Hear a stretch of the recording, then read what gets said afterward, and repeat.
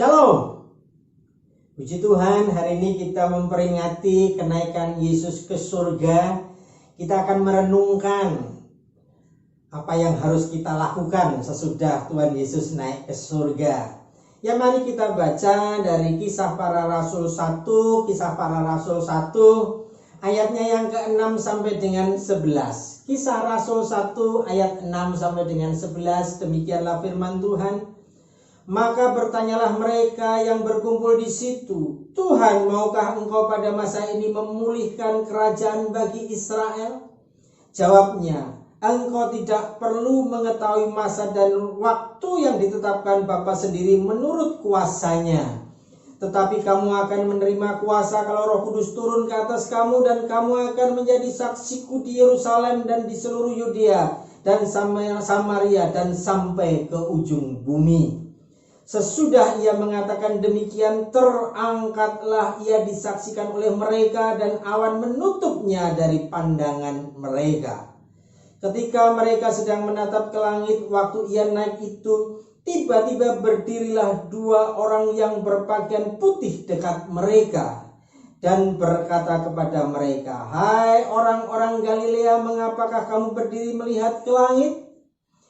Yesus ini yang terangkat ke surga meninggalkan kamu akan datang kembali dengan cara yang sama seperti kamu melihat dia naik ke surga.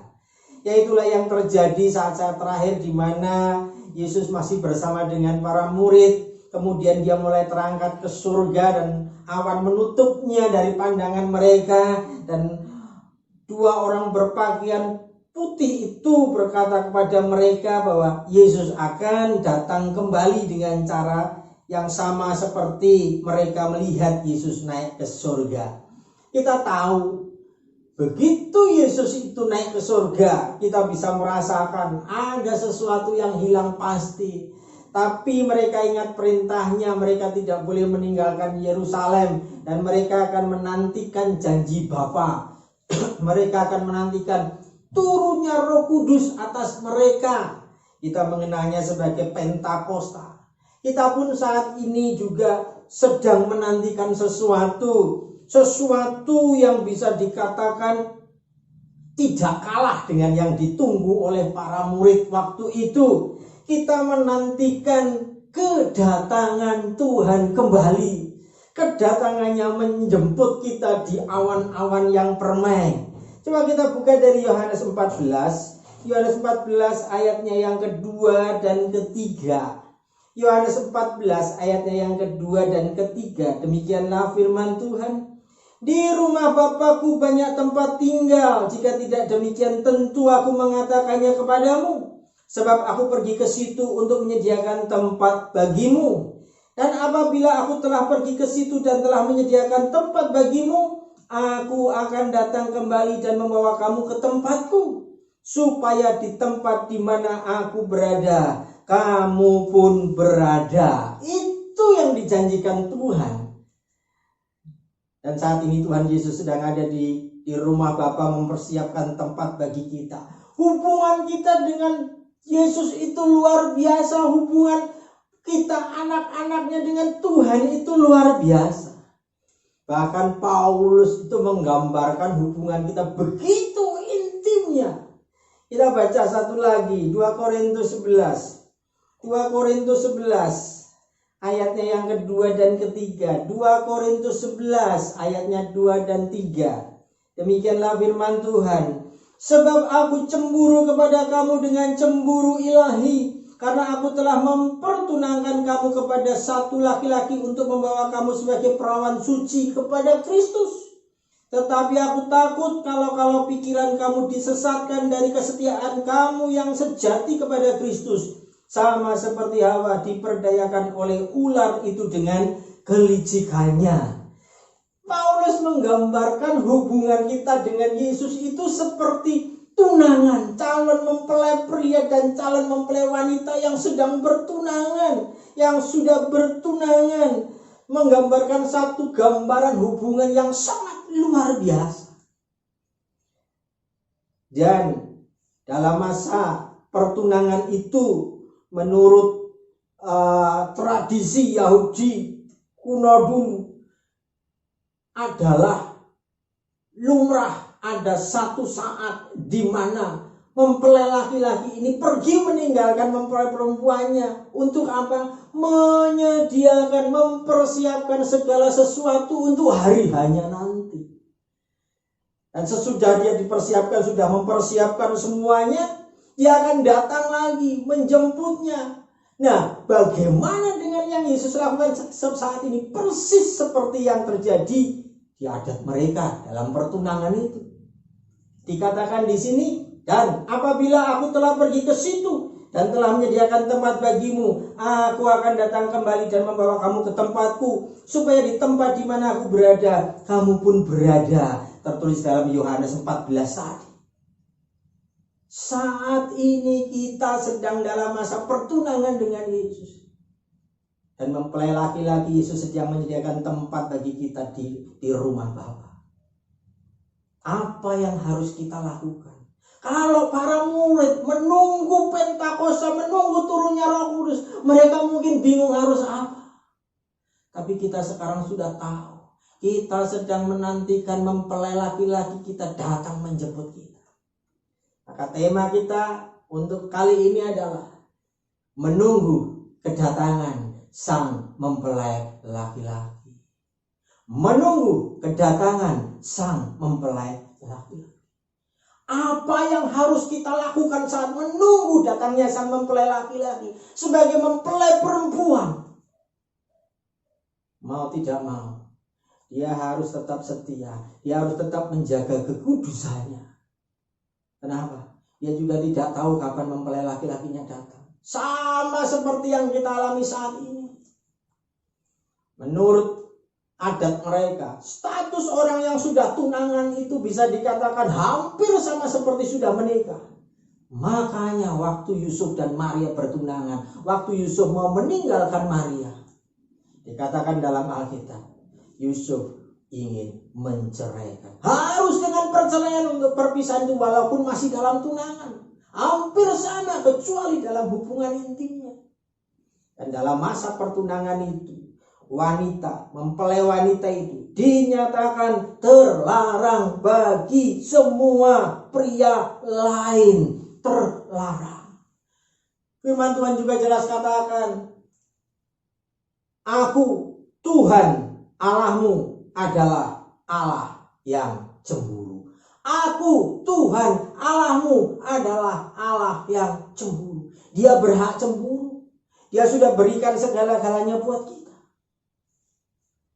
Mempelai wanita harus bisa mempersiapkan dirinya, sementara mempelai laki-laki mempersiapkan segala sesuatunya. Kekudusan itu penting, kekudusan itu harus. Tetapi iblis tidak tinggal diam. Dia ingin menggoncang kita. Dia ingin menggoncang kita dari satu bentuk gereja yang paling kecil, yaitu keluarga. Hari-hari ini Tuhan berikan sesuatu yang luar biasa untuk menanti kita memperingati Pentakosta kali ini. Ada sesuatu yang luar biasa. Kita diberi waktu lebih untuk keluarga. Kita diberi waktu lebih untuk Tuhan. Ada satu gambar yang dikirim ke WA ke saya, bagus sekali. Di situ dikatakan apa? Anda tidak sedang dikarantina, tapi sedang didekatkan dengan keluarga. Anda tidak sedang dikarantina, tetapi sedang didekatkan dengan keluarga. Tapi benarkah dalam kita menantikan kedatangan Tuhan, keluarga kita makin solid, keluarga kita makin utuh? Atau begitu didekatkan setiap hari, kita mulai bosan, kita mulai jenuh, kita mulai saling marah, kita mulai saling melihat kesalahan pasangan. Marah, kata-kata kasar mulai keluar, mulai teringat yang lain. Iblis tahu dia tidak akan laku kalau menampakkan diri sebagai satu sosok yang mengerikan. Makanya fokus kita digeserkan, Mulai kan Anda mulai nongol berita-berita, video-video tentang apa? 666, tentang antikris. Dimulai dari barcode, kemudian mulai masuk ke microchip dan kemudian mulai ke vaksin yang lebih aneh lagi, bisa dikatakan pengukuran suhu dengan ditempel di jidat. Itu melatih kita untuk scan 666-nya. Aneh. Dulu kita katakan 666 chip kalau dipasang bisa dideteksi dari satelit. Kalau bisa dideteksi dari satelit, ngapain harus di-scan dekat-dekat? Semakin tidak masuk akal. Semakin tidak masuk akal. Mulai muncul lagi yang kemarin dikirim ke saya. Bukan dalam bentuk chip yang diimplan, dimasukkan di dalam. Bentuknya stiker. Dengan stiker itu bisa melakukan apapun. Bisa saja kemajuan teknologi ke situ. Tapi kenapa mesti kita hubungkan ke 666? Kenapa mesti kita hubungkan ke antikris? Kemajuan teknologi biarlah kemajuan teknologi. Dan ngapain kita mesti takut kepada 666? Ingat, menurut yang diimani gereja kita, sebelum masa sengsara itu ada, harus terjadi rapture dulu. Harus terjadi pengangkatan dulu. Memang banyak pendapat. Ada yang mengatakan rapture terjadi sebelum masa sengsara. Ada yang mengatakan di tengah masa sengsara. Ada yang mengatakan sesudah masa sengsara. Tapi ingat, gereja kita berpegang, gereja kita percaya rapture terjadi sebelum masa sengsara. Bapak Ibu boleh belajar di mana-mana, boleh membaca di mana-mana. Bisa saja Bapak Ibu, bisa jadi Bapak Ibu mempercayai sesuatu yang lain, tapi jangan dibawa ke dalam gereja kita, membuat jemaat bingung. Biarlah kalau kau pengen tahu ikut kom. Fokus kita jadi salah. Kita takutkan pada sesuatu yang sebetulnya tidak harus kita takuti. 666. Kenapa tidak harus kita takuti? Sebelum 666 ini menyatakan dirinya, mungkin sekarang sudah ada, tapi dia belum menyatakan dirinya. Kalau dia menyatakan dirinya harus didahului oleh rapture dulu. Nah, kenapa kita persiapkan diri bingung menghadapi yang ini? Persiapkanlah kita yang di sini. Iblis membuat kita ketakutan pada satu pintu, sedangkan dia bisa masuk di pintu yang lain. Kita akan menolaklah tanda 666. Tapi bagaimana dengan Mammon? Bagaimana dengan harta? Bagaimana dengan tahta? Orang bisa kehilangan seperti yang ditakutkan Paulus tadi. Kesetiaan yang sejati, kita bisa kehilangan kesetiaan kita pada Kristus. Kesetiaan yang sejati, bukan sekedar setia, bukan sekedar asal Kristen, bukan sekedar ya asal aku tidak pasang 666. Tetapi kita kehilangan kesetiaan yang sejati, kita menjadi tidak siap menyambut kedatangannya. Kita sibuk di sini, kita melupakan yang ini. Ayo dalam masa-masa seperti ini benahi rumah tangga kita makin erat, makin saling menguatkan. Jangan malah mikir yang enggak-enggak. Jangan malah berantem. Apalagi mikirkan yang jauh di sana. Buang itu dalam nama Yesus. Buang itu dalam nama Yesus. Ayo kita benahin ini. Kita benahin ini yang di dalam. Bagaimana dengan munculnya iblis dalam bentuk wanita cantik yang seksi atau pria ganteng yang tajir. Itu bisa membuat kita melupakan kesetiaan kita yang sejati. Hati-hati dengan itu. Dalam masa pandemi banyak kita lihat di beberapa bagian dari dunia, orang-orang bertobat, orang-orang memberitakan firman Tuhan. Seperti yang akan kita lihat saat ini. Repent, New Orleans, for your drunkenness and your addiction. Repent for your sexual immorality and your celebration of debauchery. Repent. Do you know Jesus? What will you say when you stand before him? Repent for the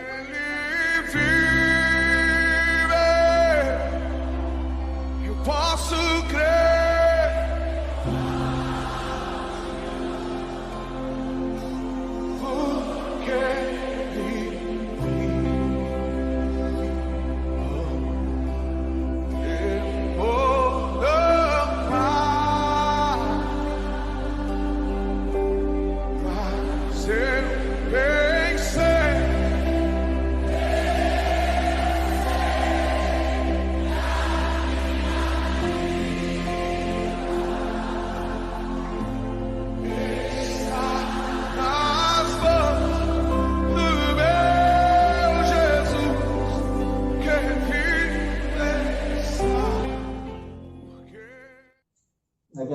Bapak Ibu melihat hal itu,